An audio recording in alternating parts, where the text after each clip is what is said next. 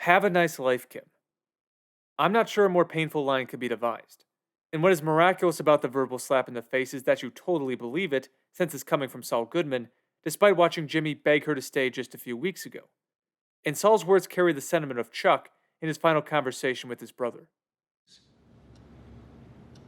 But the truth is, you've never mattered all that much to me.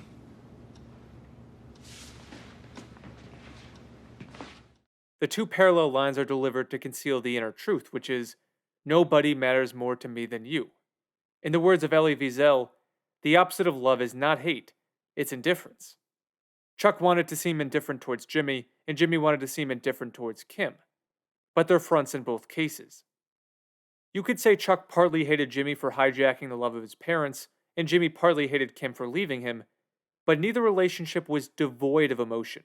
They were destabilized by intense emotion, and neither party could find a graceful way to steady the ship. Episode 12, which is titled Waterworks, is more about memories than anything. Memories of good times and bad. Jimmy and Kim inhabit different worlds now, that are as fitting as a terrarium for a goldfish. But the fallout from their previous life still lurks behind their thoughts and actions. They need closure, no matter the price. Episode 12 shows us stage 1 of the purchase. For whatever reason, when I thought about Kim's life post Breaking Bad, the image in my mind was always something akin to La La Land. Gene is Ryan Gosling on the piano, playing a melody of disappointment, and Kim is Emma Stone, the movie star who, against all odds, makes her dreams come true. I suppose this image was born from Kim's competence and tenacity. You would have thought that she could use her talents to become someone of note in Florida, but her agency has diminished. She just kind of goes with the flow, which makes her life as mundane as Gene's. From 9 to 5, she drafts copy about sprinklers, and during her free time, she has conversations about potato salad, Miracle Whip, The Amazing Race, and rain. This is a far cry from the fast life she lived with Jimmy, but she doesn't have lawyer brains on her carpet, so that relief appears to put her in a more fulfilled mood than her ex-husband. Now, when Jean calls, she looks like a former alcoholic who finds himself in front of a glass of whiskey. There's a hesitancy to answer the phone and engage in a conversation with Jean. Kim may not despise her life, but she recognizes the temptation of not specifically Jean, but the life he represents. When she does speak, it's only to tell Jean to turn himself in. Jean responds by throwing a tantrum, which surprised me slightly, but the frustration is in character. My favorite line of the exchange is when he says, "We're both too smart to throw our lives away." Right after this, Kim puts her entire life on the line by revealing to Howard's wife and the state of New Mexico that she lied about Howard's fate.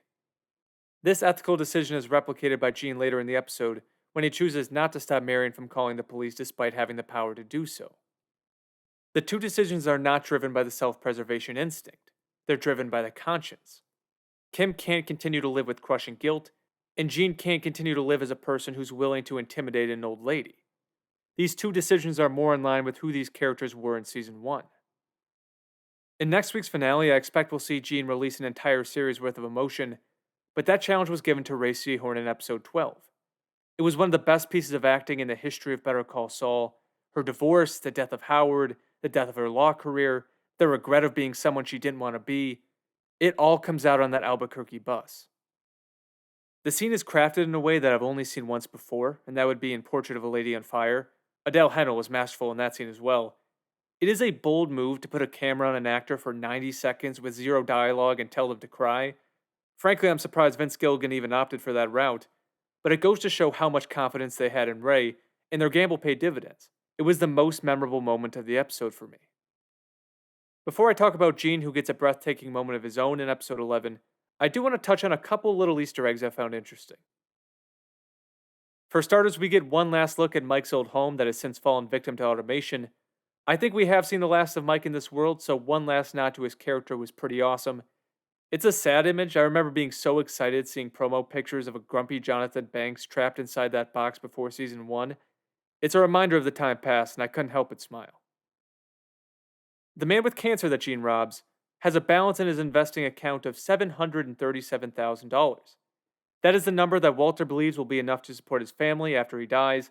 It is also the number that he completely trashes as the pleasure of power steals priority from his family.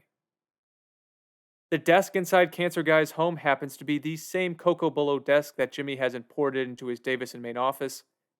You have to appreciate Gilligan making the most of even small details like that.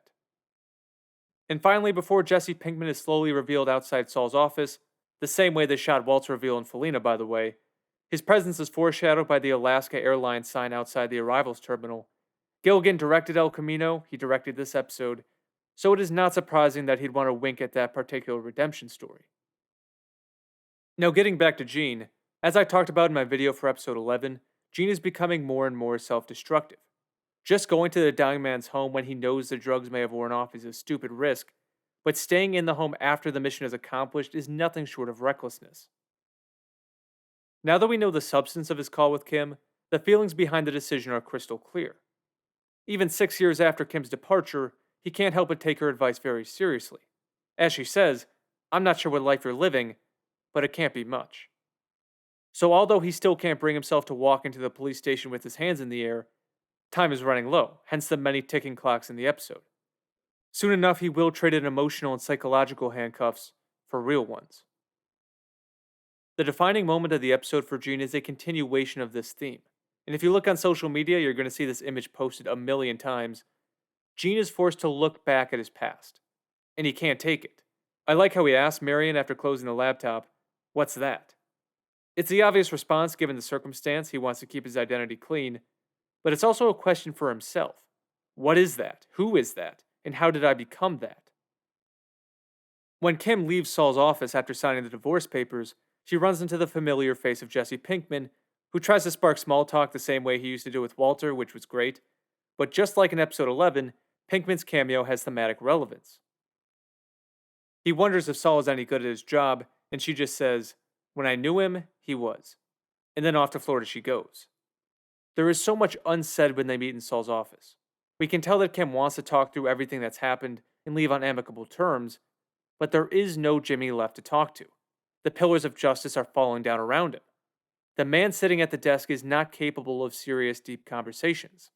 All he's good for is a witty one-liner and creative legal defense.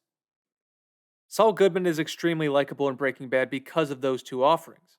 He is the perfect dose of comedic relief in a show about tragedy and brutality. The genius of Better Call Saul is how it alters the entire way we perceive Saul's behavior in Breaking Bad. Watching him use the Saul persona to brush Kim aside is a punch in the gut. You want him to be better than that because you know he's capable of it. When Gene looks into the mirror that is Marion's laptop, I think he also remembers that he is capable of being something more than that. And that subtle memory is what causes him to let Marion call for help. The only other option is descending further into the abyss by physically harming the woman. Turning around is not a massive moral victory, but it's something. And hopefully he can build off of it next week. We have one more episode of Better Call Saul. What a journey. You'd have to think that it will end where it began with Jimmy and Kim. They are very far apart as it stands, but if Gene does get arrested, who else is he going to call? Apart from that reunion, I think we'll see Walter one more time. I'd be surprised if we got 2 scenes with Jesse and only 1 with Walt, but it's possible that they thought Jesse's scene fits better than Walt's. Also, don't be surprised if good old Chuck shows up. He was a massively important character, and we haven't seen him at all in Season 6, so I wouldn't be shocked if they brought him out for one final curtain call. Episode 12 was brilliant. It was the best Gene episode by a wide margin. It dug to the core of the story by putting Jimmy's corruption on full display, but also offered us a glimmer of hope in the distance. Whether that glimmer can bring color back to Gene's life remains to be seen, but I cannot wait to find out. If you have any thoughts on the episode, feel free to leave them in the comments section. And if you want to see my video on the final episode of Better Call Saul, make sure to subscribe on your way out. If you have watched all of my videos since the start of the season, a huge thanks goes out to you. It has been a lot of fun to give my thoughts on this incredible show. Thanks again for stopping by. Have a fantastic rest of your day. I will talk to you soon.